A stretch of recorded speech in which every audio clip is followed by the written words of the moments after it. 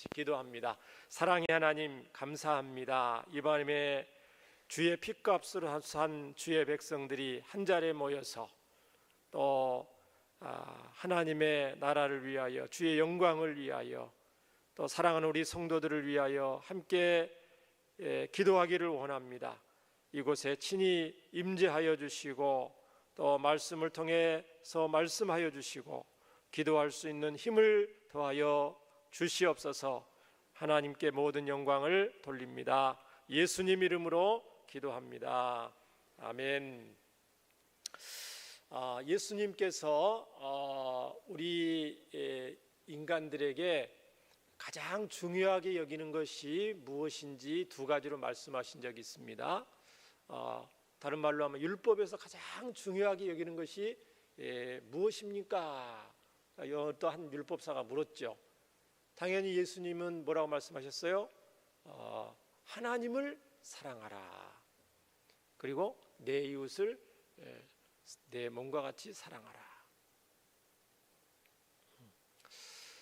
저와 여러분 하나님을 사랑하고 계시는 줄 믿습니다. 사랑하셔서 또 이곳에 또 예배하러 기도하러 오신 줄 믿습니다. 그러면 여러분 우리가 하나님을 사랑하는데 하나님을 사랑하는 눈에 보이는 그 증거가 뭐가 있어요? 우리가 하나님을 사랑한다고 할 때에 증거가 뭐가 있죠? 이웃을 사랑한다고 할 때 어떤 증거가 있을 것이 아닙니까? 우리가 입술로만 하나님을 사랑하고 입술로만 이웃을 사랑하는 게 아니에요. 하나님도 우리를 사랑하실 때에 우리를 하나님은 사랑의 하나님이다 했을 때 말로만 우리를 사랑하신 게 아니죠. 하나님이 우리를 사랑하시는 표현을 해주셨어요. 그게 뭡니까? 선물을 주셨는데 뭐를 주셨어요? 독생자 예수님을 우리에게 선물로 주셨죠. 우리가 연애할 때도 말로만 사랑하는 게 아니고 표현이 있어요. 선물을 준다든가 맛있는 밥을 사준다든가. 여러분이 하나님을 사랑하는 표현이 뭘로 나타납니까? 여러 가지로 나타날 수가 있는데 그게 대표적으로 뭐냐면 하나님 말씀 사랑으로 나타나게 되어 있습니다. 하나님의 말씀을 읽고 듣고 그것을 지키는 사람이 하나님을 사랑하는 사람입니다. 하나님 사랑은 하나님 말씀을 사랑하는 걸로 우리는 나타나게 되어 있고, 자, 이웃을 사랑하는 것은 뭘로 나타나죠? 형제들아, 우리가 말과 혀로만 사랑하지 말고 행함과 진실함으로 하자 그랬는데 그 행함과 진실함의 구체적인 표현이 뭐예요? 이웃사랑의 표현이 물심양면으로 그를 도와주는 것도 있고 여러 가지가 있어요. 함께 식사하는 것도 있지만 성경에 보면 이웃을 사랑하는 가장 중요한 대표적인 표현 방법이 뭐냐면 그 영혼을 위하여 그분을 위하여 기도하는 것입니다. 이해가 되세요? 사랑의 표현이 그 영혼을 위해서 그분을 위해서 사랑의 표현이 그분을 위해서 기도하는 것입니다. 왜냐하면 우리가 그를 위해서 해줄 수 있는 최고의 사랑 표현이죠. 그분을 위해서 기도하는 것이. 왜냐하면 우리가 그분을 어떤 영혼을 사랑한다고 할 때 그분을 우리가 도울 수 있는 것보다도 전능하신 하나님이 그분을 도와주시는 것이 더 효과적이기 때문에 그렇죠. 우리가 그분을 도우면 얼마나 도울 수 있겠어요. 그러나 그분을 위해서 진심으로 하나님 앞에 기도할 때에 하나님께서 그분에게 은혜를 베풀어 주시고 긍휼을 베풀어 주시고 문제와 어려움 가운데서 헤어나게 해주시고 길을 열어주신다고 했을 때 그분에게 더 큰 도움이 뭐가 있겠습니까? 오늘 사도행전 12장에 오늘 중보 기도의 힘이라는 제목으로 말씀을 전하는데 가장 이웃을 사랑하는 표현으로서 온 교회가 사랑하는 지도자를 위해서, 베드로 사도를 위해서 기도하는 장면이 기록이 되어 있습니다. 우리 하나님이 이것을 얼마나 기뻐하시는지, 어떤 역사를 이루셨는지 구구절절히 기록이 되어 있는 본문입니다. 1절부터 보시면 헤롯 왕이 손을 들어서 그때의 교회 중에서 몇 사람을 해하려 하고 계획만 세운 것이 아니고 실제로 사도 중에 한 명이었던 야고보를 잡아다가 어떻게 합니까? 칼로 죽이는 장면이 나오죠. 유대인들이 이를 보고 너무너무 기뻐했다. 아, 그렇구나. 이번 기회에 유대인들로부터 내가 제대로 한번 인기를 얻어봐야 되겠다 해서 계속해서 계략을 꾸미는데, 그 중에 베드로가 수제자더라, 우두머리다, 그 얘기를 듣고 베드로를 잡으려고 혈안이 되어 있습니다. 그러니까 동원해서 잡았어요. 무교절 기간에 잡아서 옥에 가둡니다. 군인을 4씩이나 4패에 맡기는 거예요. 4명을 한 조로 삼아서 4개 조를 동원해서 24시간 이 베드로를 지키고 있는 거예요. 뭐 하려고요? 유월절 후에 백성 앞에 끌어내고자 하더라. 여러분, 왜 유월절 후에 끌어내려고 했을까요? 헤롯 왕이 당연히 온갖 모함을 씌워서 2절에 있는 것처럼 야고보처럼 베드로를 죽이려고 했기 때문에 그렇습니다. 사단은요, 할 수만 있으면은 예수님 믿는 성도들을 해코지 하려고 합니다. 이 악한 이 사탄의 목표는 뭘까요? 우리 성도들을 향한 사탄의 어떤 전략 전술의 목표는 뭘까요? 제가 한번 1번, 2번 객관식으로 낼 테니까 맞춰보시기 바랍니다. 1번, 사탄의 목표. 예수님 믿는 사람들에게 사탄이 해코지하는 목적. 1번, 예수님 믿는 사람들이 사탄의 공격에 겁을 집어먹고 믿음을 버려서 결국은 지옥 가도록 하기 위해서다. 2번, 예수님 믿는 사람들을 공격을 해서 집요하게 다양한 방법으로 공격을 해서 복음 전파를 막고 한 영혼이라도 구원을 더 못 받게 방해하기 위해서이다. 몇 번 같아요? 1번 같아요? 2번 같아요? 갸우뚱하시네. 제가 아니, 예수 믿는 사람들을 공격에 겁을 먹고 믿음을 버려서 결국 지옥 가도록 할 수 있어요, 없어요? 사탄이 할 수 없죠. 겁은 좀 줄 수 있을지 모르지만 믿음이 조금 다운이 되고 때로는 두려움 가운데 있을 수도 있지만 구원을 잃어버릴 정도로의 믿음을 버리게 할 수 있는 그렇게 능력이 있는 존재가 아닙니다. 사탄은. 하나님께서 우리를 예수님의 피값으로 구원하셨기 때문에 어떤 형편 속에서도 우리의 믿음은 일시적으로 흔들릴 수 있을지 모르지만 고난을 당하면 당할수록 우리의 믿음은 더욱더 견고해지는 줄 믿습니다.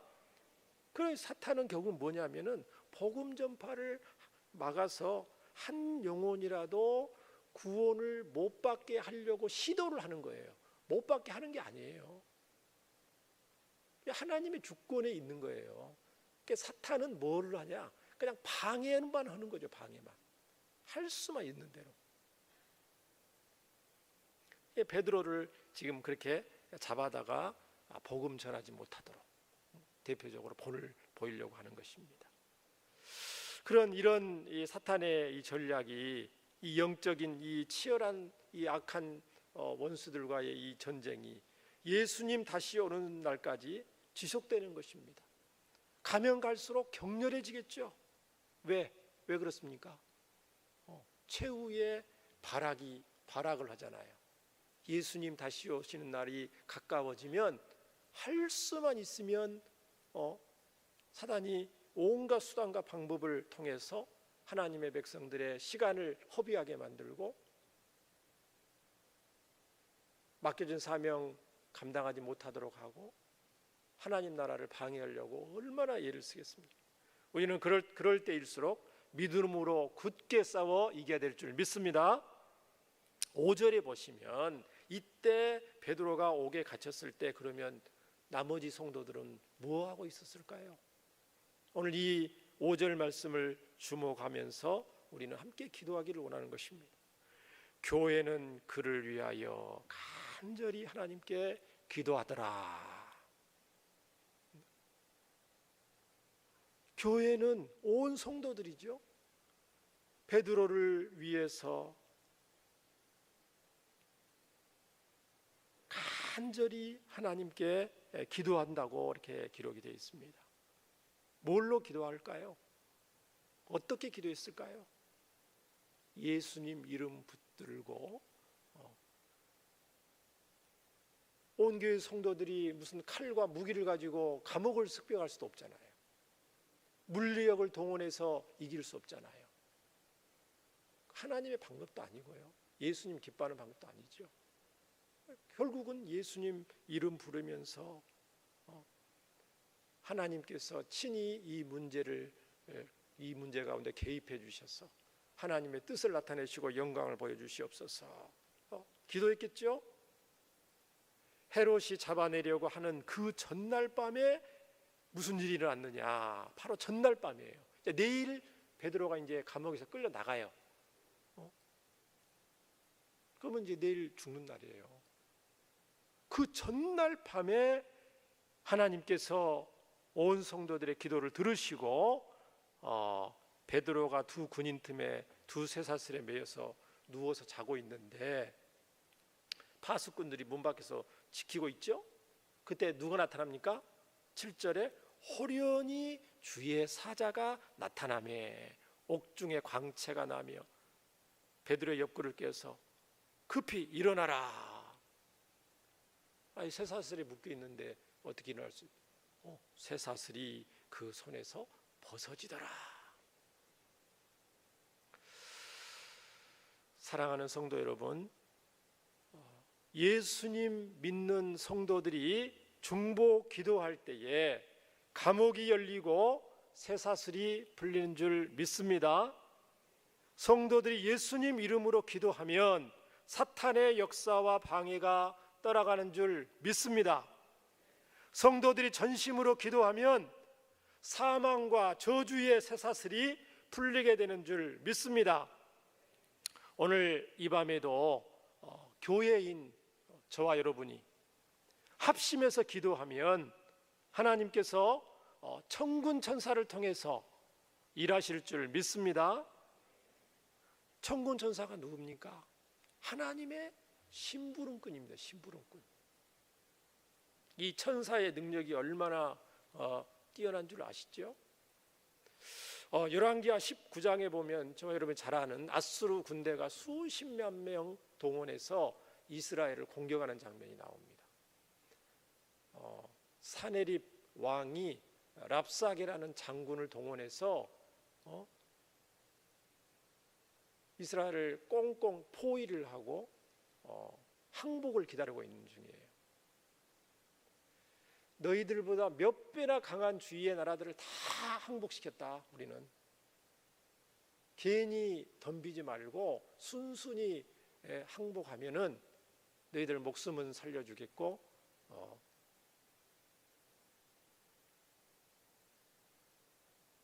선처를 해주겠다. 큰 소리 치죠. 실제로 그랬잖아요. 주위에 있는 나라들은 다 이 아수르, 세계사의 아수르 제국이 주위에 있는 나라를 전부 평정하고 북이스라엘까지 쳐들어온 거죠.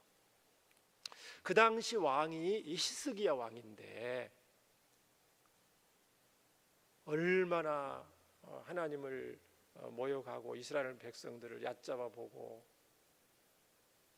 사네립 왕의 편지를 써서 히스기야 왕한테 갖다 주는 거예요. 읽어봐라. 순순히 항복해라. 히스기야 왕이 그 편지를 하나님 앞에 여호와의 전에서 하나님 앞에 갖다 놓고 기도를 합니다. 천하 만국의 주인이신 하나님 아버지, 온 천지의 주인이신 하나님 아버지, 이 사네립 왕의 이 말을 들으시옵소서. 이 악한 사네립의 손에서 당신의 백성들을 구원하여 주시옵소서. 그러면 천하 만국에 하나님의 이름, 하나님의 영광이 나타날 것입니다 하면서 간절히 기도하죠. 기도하니까 어떻게 됐습니까? 계속 보면 하나님께서 여호와의 천사, 여호와의 사자를 아수르 진중에 보내서 그날 밤에 몇 명이 몰살당했어요? 18만 5천 명이 몰살을 당했습니다. 아침에 일어나 보니 진중에 송장이 가득하더라. 거기 보니까 여호와의 사자들을 동원해서 그렇게 안 돼 있어요. 단수예요. 여호와의 사자 한 명이 간밤에 그 무시무시한 아수르 군대 18만 5천 명을, 여러분 그 천사가 누구의 명령을 받았겠습니까? 만군의 여호와 하나님의 명령을 받은 줄 믿습니다. 베드로에게 나타나서 쇠사슬을 끊게 하신 예수님이 예수님 이름으로 기도했을 때에 예수님께서 명령을 내리시는 거죠. 내가 즉시 명령하면 하늘에 12영 더 되는 천군을 동원할 수 없는 줄 아느냐 베드로야. 칼을 집어넣어라.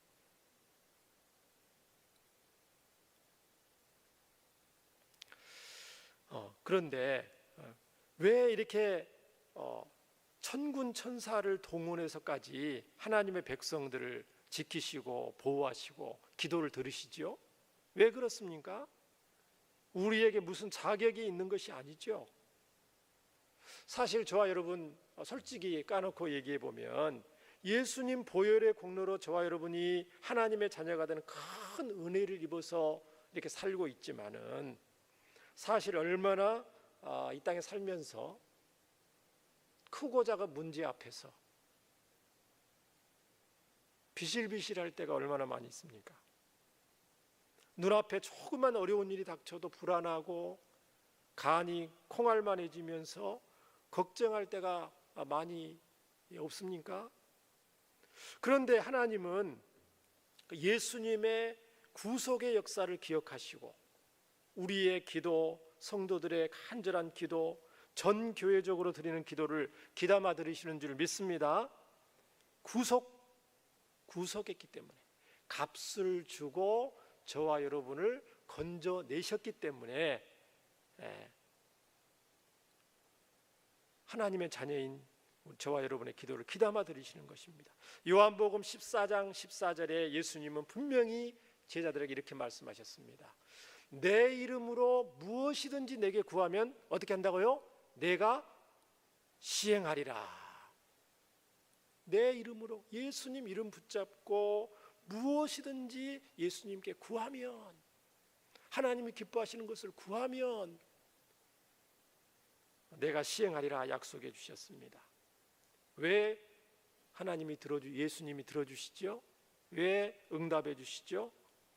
이는 아버지로 하여금 아들로 말미암아 영광을 받으시게 하려 함이라. 예수님 이름으로 기도해서 응답 받으면 하나님 아버지께서 영광을 받으시기 때문에 기도의 응답을 기꺼이 해주신다고 그랬습니다. 종종 이 불가능한 기도 제목인데 응답받는 경우가 있습니다. 최근에도 우리 교회 중보기도팀에 긴급한 기도 제목, 정말 안타까운 기도 제목이 가끔씩 올라와요. 우리 성도들 기도 제목이기도 하지만 성도들이 알고 있는 어떤 지인의 기도 제목이기도 하고 어떤 아이들의 기도 제목이기도 하고요. 예를 들면 어떤 아직 학교도 안 간 어떤 아이가 갑자기 너무 암 같은 어떤 질병에 걸려서 진단을 받아서 지금 응급실에 가 있는 거예요. 중환자실에 가 있는 거예요. 의사의 진단으로는 굉장히 이게 지금 가망이 없어요. 의학적으로는 폐도 안 좋고 심장도 안 좋고. 그래서 우리 성도들에게 기도를 요청을 하고 그 기도팀에 요청을 했을 때에 우리 성도들이 간절히 그 영혼을 위해서 기도를 했는데 이게 살아날까? 의사 선생님, 대학병원 중환자실에서 의사 선생님들이 이 가망이 없으니까 준비하라고 이런 얘기도 해주는데, 그래도 하나님 긍휼을 구하면서 기도할 수밖에 없죠. 우리는 모든 결과를 주님께 맡기. 나중에 들리는 소식은 그 아이가 점점점 회복이 됐어요. 기적적으로. 그래서 일반 병실을 옮겼다는 얘기도 들리고. 이야, 그렇구나. 우리 하나님은 그 한 영혼을 사랑하셔서 그렇게 기도하면 그 나중에 마음이 열려서 예수님 복음 듣게 되고, 그렇죠? 얼마나 부모님은 속이 타니까 자기는 믿음도 없으면서 예수님 믿는 성도들에게 기도를 요청하겠어요. 우리 하나님은 정말 우리의 기도를 들으시는 좋으신 하나님이신 줄 믿습니다. 예수님이 십자가에서 모든 대가를 치르시고 핏값으로 저와 여러분을 자녀 삼아 주셨기 때문입니다. 그러므로 여러분 한 분 한 분은 누구 것이에요? 하나님의 것입니다. 하나님의 것. 자, 손을 드시고 가슴 이렇게. 나는 하나님의 것이다. 하나님의 것이기 때문에 하나님보다 힘센 존재가 아니고서는 저와 여러분을 해코지하거나 뺏어갈 수가 있어요, 없어요? 뺏어갈 수 없죠. 아예 하나님의 것인데, 하나님의 자녀인데 누가 건들 수 있겠습니까? 그렇죠? 기껏 아까 말했던 건 사탄이나 그 졸개들이나 와서 조금 해코지 하려고 겁을만 주지 어떻게 할 수가 없는 겁니다. 누가 뭐래도 저와 여러분 하나님의 자녀라는 거죠. 또 따라서 한번 해보세요. 나는 하나님 나라의 왕자입니다. 하나님이 우리의 왕이시니까 여러분 왕자죠. 나는 하나님 나라의 공주입니다. 그러면 생각나는 우리 어렸을 때 불렀던 찬양이 생각이 납니다. 이쯤에서 찬양을 한 곡 하려고 합니다. 제가. 자, 가사를 올려주시고 아시는 분은 같이 부르셔도 되겠습니다. 하나 둘 셋 넷. 왕 나는 왕자다. 하나님 나라에 나는 왕자다. 내가 비록 어릴지라도 나는 왕자다. 내 앞길 가로막는 자 모두 다 물리치리라. 이 세상을 앞장서가는 나는 왕자다. 공도 해야죠. 공 나는 공주다. 하나님 나라에 나는 공주다. 내가 비록 어릴지라도 나는 공주다. 내 앞길 가로막는 자 모두 다 물리치리라. 이 세상을 앞장서가는 나는 공주다. 아멘. 두려움이 드실 때마다 이 찬양을 하세요. 교회 학교 다닐 때 열심히 하고 용감하게 씩씩하게 했는데 이제 머리가 커지고 나이가 먹으니까 이 세상이 만만치 않다는 걸 알거든요. 이 직장생활 먹고 사는 문제가 만만치 않다는 걸 알거든요. 그 마음이 이제 움츠러들고 눈에 보이는 문제만 바라보면서 문제보다 크신 하나님 바라보지 못하고 문제에 매일 때 많아요. 어린아이 같은 마음을 갖고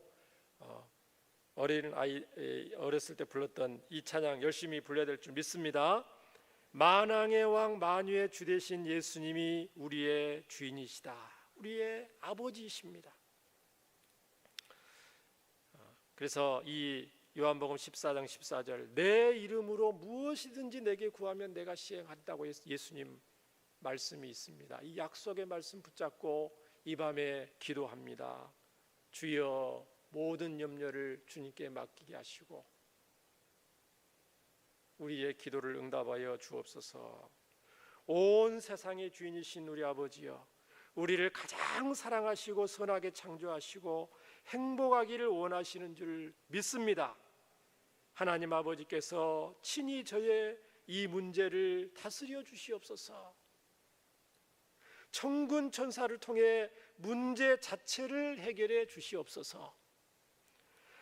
혹여 문제 자체의 소멸이, 문제 자체 해결이 주님의 뜻이 아니더라도 이 문제를 능히 안고 가고 감당해 가고 능히 대처할 만한, 대처해 나갈 만한 지혜를 주시고 믿음을 주시고 힘을 주시옵소서.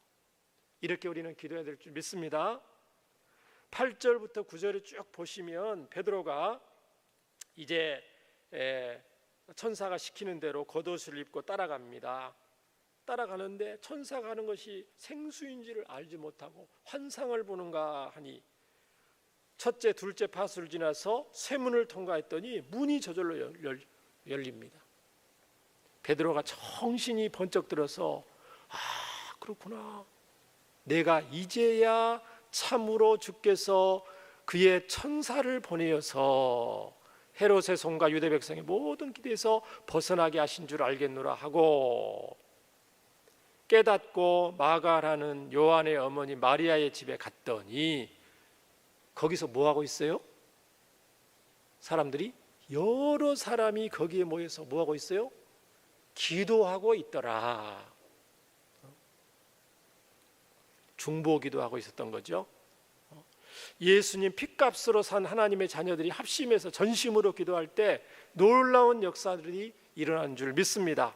나에게 불가능했던 일들이 일어났을 때 여러분을 위해서 간절히 기도했던 분들을 기억하시고 감사하시면서 하나님께 영광을 돌리는 것이 마땅한 줄 믿습니다. 야고보서 5장 13, 16절에도 이렇게 우리는 잘 아는 말씀 있습니다. 야고보서 5장 너희 중에 고난을 당하는 자가 있느냐? 어떻게 하라고요? 그는 기도할 것이요. 즐거워하는 자가 있느냐? 그는 찬송할지니라. 너희 중에 병든 자가 있느냐? 있죠. 영적으로, 정신적으로, 육체적으로 질병에 들 수가 있습니다. 그는 교회의 장로들을 청할 것이요. 그들은 복수입니다. 복수. 혼자가 아니고 온 교회 성도들이 주의 이름으로 기름을 바르며 그를 위하여 기도할지니라. 믿음의 기도는 병든 자를 구원하리니 주께서 그를 일으키시리라. 혹시 죄 때문에 병이 들었을지라도 사하심을 받으리라. 그러므로 너희 죄를 서로 고백한 병 낫기를 위하여 서로 기도하라. 의인의 간구는 역사하는 힘이 큼이니라. 베드로 사도는 주의 눈은 의인을 향하시고 그의 귀는 의인의 간구에 귀를 기울이신다고 말씀하셨습니다. 사랑하는 여러분, 하나님께서 의인으로 인정받은 아브라함이 중보기 됐을 때 무슨 일이 일어났죠? 소돔 땅에 롯의 가족들이 멸망해서 구원받는 일이 일어났죠. 출애굽기 17장인가요? 이스라엘 백성들이 아말렉 군사들과 전투를 할 때에 모세가 손을 들면 여호수아 군대가 아말렉 백성들과 전투에서 이깁니다. 근데 모세가 손을 내리면 아말렉 군사들이 이겨요. 근데 모세가 이렇게 손을 드는 거예요. 모세가 그러면 손을 든다는 게 무슨 뜻일까요? 하나님 앞에 손을 들고 기도하는 거죠. 모세가 중보 기도하면 하나님의 백성들이 이기고, 모세가 중보 기도를 멈추면 하나님의 백성들이 영적 전투에 지는 것을 보여줍니다. 왜 손을 내리겠어요? 모세가 손을 들고 기도하다가 1시간, 2시간, 반나절 되면 힘들잖아요. 기도가 그만큼 힘든 겁니다. 거기 보면 여호수아 군사들은 지칠 줄 모르고 싸우는데 모세는 기도하다가 무슨 말이냐면은 전투에 싸우는 것 이상으로 기도하는 것이 에너지를 소비한다는 거예요. 그러나 전쟁의 승리는 누구한테 있는 거예요? 기도하는 하나님의 중보 기도하는 백성들에게 승리의 비결이 있는 거죠. 손이 내려가니까, 중보 기도가 멈추니까 하나님의 백성들이 전쟁에서 싸움에서 지기 시작하는 거예요. 아론과 훌이 안 되겠다, 모세가 너무 피곤해서 그런가 보다. 의자에 앉히고 양쪽에서 손을 잡고 들었더니 계속 들고, 손만 든다고 이기겠어요? 들고 나서 하나님을 향하여 기도하죠. 그랬더니 이스라엘 백성들이 해가 질 때까지 아말렉과의 전투에서 승리한다고 성경에 분명히 기록되어 있습니다. 아론과 훌이 삼겹줄이 되어서 함께 기도했을 때에, 중보 기도했을 때 치열한 영적 싸움에서 그렇게 우리가 기도할 때에 우리 성도들이 승리할 줄 믿습니다. 에베소서 6장에도 보면은요, 전신갑주를 무장하고 영적 싸움을 싸워야 되는데 투구, 갑옷, 의의 호심경, 진리의 허리띠, 평안의 신발 들고 하나님의 말씀, 성령의 검, 공격무기죠. 완전 무장하고 딱 갖췄어요. 이제 마귀하고 졸개들과 싸울 때 그것만 가지고는 이길 수가 없습니다. 완전 무장하고 방어무기, 공격무기 가지고 있다고 이길 수 있는 게 아니에요. 그거를 할 수 있는 힘이 어디서 나오는 거예요? 에베소서 6장 17, 18절 구원의 투구와 성령의 검 곧 하나님의 말씀을 가지라 해놓고 뭐라고 말하냐면 모든 기도와 간구를 해야 된다. 항상 성령 안에서 기도하고 이를 깨어 구하고 항상 힘쓰며 여러 성도를 위하여 구하라. 그래야만 영적 전투에 승리할 수 있다는 것입니다.